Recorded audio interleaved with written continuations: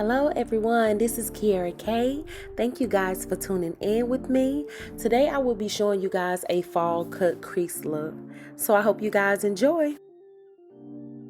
Hey, so dolls, let's get right into it. I'm going to start by filling my model brows in. Before I fill them in, I'm going to brush them in an upward direction, and then I'm going to use the Anastasia Beverly Hills Dip Brow in the color shade Chocolate to fill and groom her brows in by taking light strokes and brushing them up to get them as clean as possible. Okay, then I'm going to go in with a concealer, one shade lighter than her skin tone is what I normally like to use, and I'm going to blend that concealer out and drag that concealer down. Then I'm going to take a flat concealer brush and clean the top of that brow to give that really sharp, polished, clean look. I clean her brow up. I take my Real Techniques brush and I kind of like just blend it out so it won't look harsh around her brow area. After I groom the brows, I set the brows with a brow set. The brow set is actually by MAC. First shade that I will be working with is Morphe Fearsome Nature palette, and the color is Explode. And I like to do light taps and to bring the eyeshadow down instead of bringing it up closer to the brow. I tap it right in that outer corner and bring the eyeshadow down. Good blending takes a long time and it takes some time. So just go in and just take your time with it and just blend it full out. The key to a nice smooth eye is to blend, blend, blend.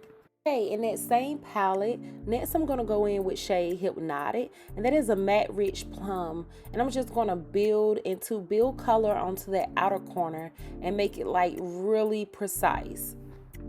I decided to take the yellow shade in the Zulu palette, I think it's shade number 2, and just pop that right where the transitional color is to just make these colors blend together and pop. So I went back and added it in. Getting right into the cut crease, I'm going to cut her crease with P. Louise in shade 0. It's a white base, and I'm going to cut that crease as sharp and as neat as I possibly can and blend it out as I go along. I try not to move too fast because I need it to look as precise and sharp as possible to give what I need.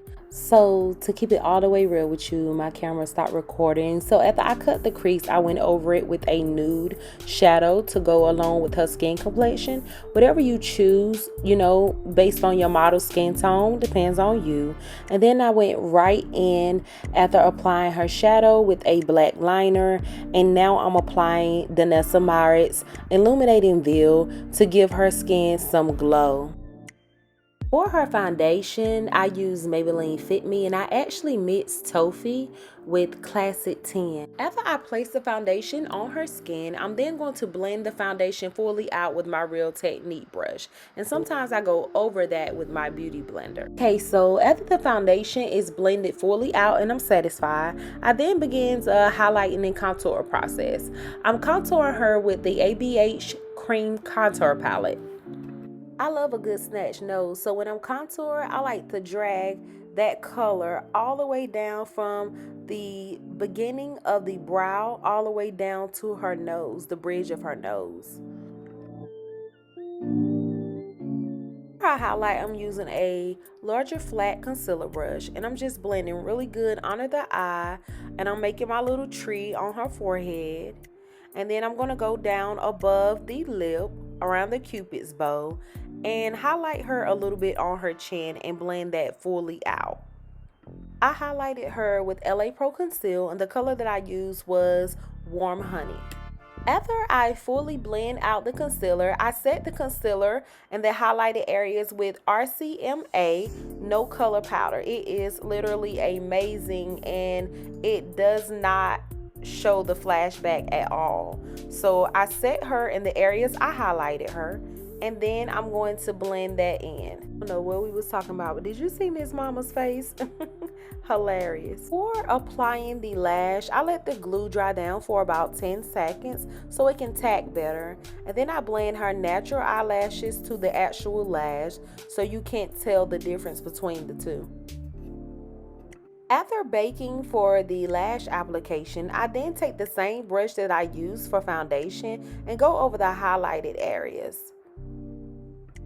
After blending in that translucent powder, I then take a contouring brush and I kind of like go in depth with it with the black radiance powder in the color deep to darkest, I believe, and I kind of blend that all the way in.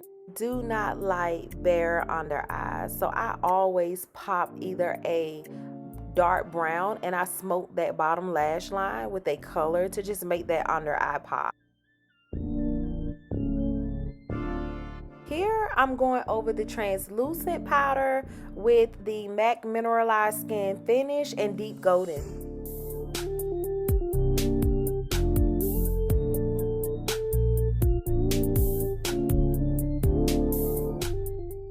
And here we have it. My favorite part to the full face application is highlighting. I'm using Artist Couture, like a loose highlighting powder, and the color is called Conceited. It just works on so many skin tones. It's like the holy grail right now for me. Today I'm going to do a ombre burgundy liner with a red lip. So I'm lining her with matte Night Moth.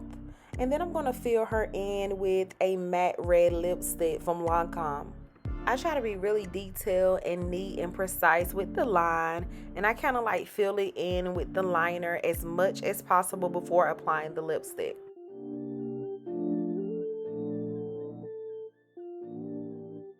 The color that I'm using to fill her lips in is called Red Halt by Lancome, and that is a red matte lipstick. I love it to pieces. Oh my God, it's perfect. I love it even more because I received it for free. Aha! Get you some. I worked the Lancome counter and I received it as gratis. So I love that I could just use it on so many skin tones. And here we have it, the final result, the fall cut crease look with the bold red lip. I believe I carried with this look, honey. So if you don't like it, don't comment. If you do, please like, subscribe, and hit the bell for notifications. Thank you.